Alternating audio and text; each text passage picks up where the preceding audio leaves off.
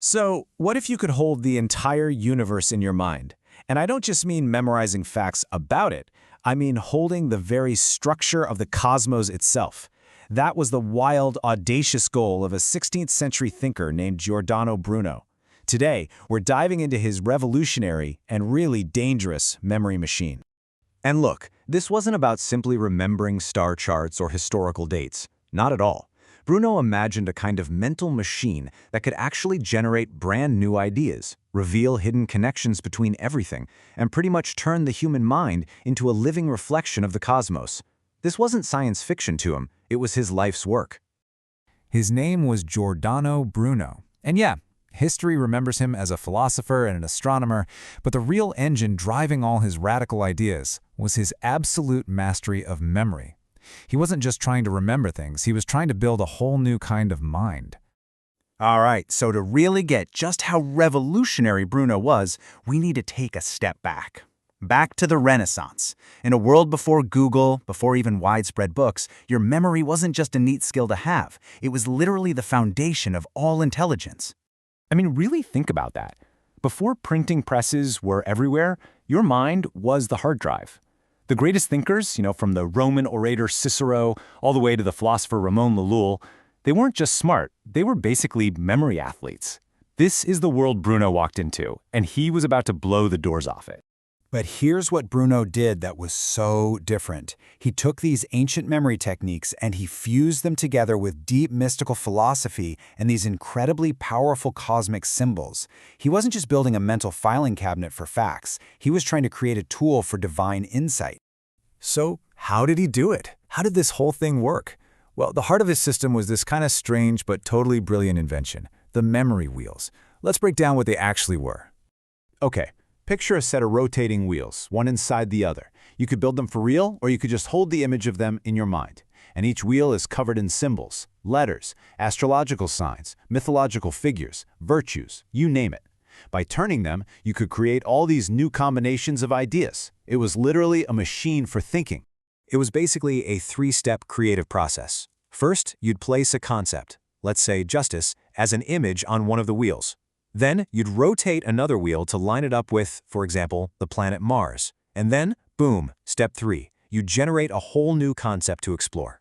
Justice as a form of righteous conflict, or the warlike application of law.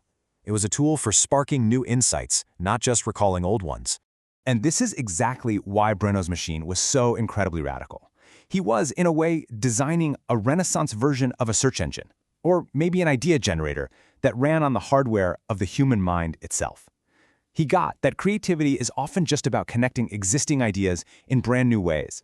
But you might be thinking, was this just a really elaborate study hack? A fancy way to win arguments? For Bruno, it was something so much deeper. To him, this machine wasn't just a tool, it was a reflection of a profound cosmic secret. You see, the true purpose of the memory wheels wasn't just about organizing stuff. It was about tapping into the very fabric of the universe. Bruno believed his entire system worked because it was built on one single, profound secret. As above, so below. That was the absolute core of Bruno's worldview. It's a key phrase from an ancient mystical philosophy called Hermeticism, which was having a major comeback during the Renaissance. It basically means that the patterns of the heavens are reflected here on Earth and that the entire universe is reflected within each of us. So this philosophy, Hermeticism, taught that every single one of us is a microcosm, a little miniature model of the whole universe, the macrocosm. Everything that's out there in the cosmos, the stars, the planets, all the fundamental forces, it all has a little echo right inside our own minds and souls. And this is where Bruno makes his huge, radical leap of logic.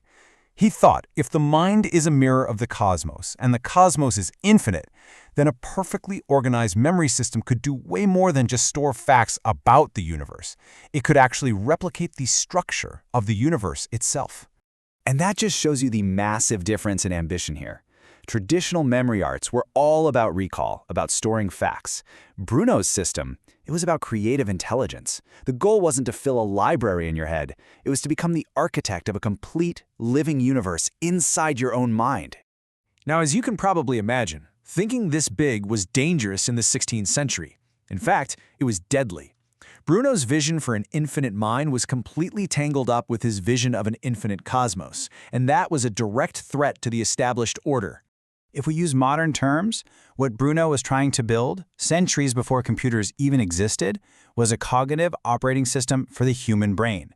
A flexible, powerful OS for human thought that could process and connect all kinds of knowledge. It's just incredible to think about. And here it is. This was the idea that sealed his fate. This belief in an infinite cosmos, which was reflected in an infinite mind, flew directly in the face of the finite, earth-centered universe of the Church. He argued that there were countless other suns, with countless other worlds orbiting them, just like ours. For these radical ideas about the cosmos and about the mind's incredible potential to grasp it, Giordano Bruno was tried by the Roman Inquisition, and in the year 1600, he was executed for heresy. But his ideas, of course, survived. Today, we remember Bruno not just as a martyr for free thought, but as a true pioneer of cognitive systems and a visionary who believed in the absolutely limitless potential of the human mind. And that really leaves us with a final thought, a challenge from Bruno's extraordinary life. What if the real goal of learning isn't just to fill your mind up with a bunch of separate facts? What if it's to use those facts as building blocks to create a rich, interconnected world of understanding, right inside your own head?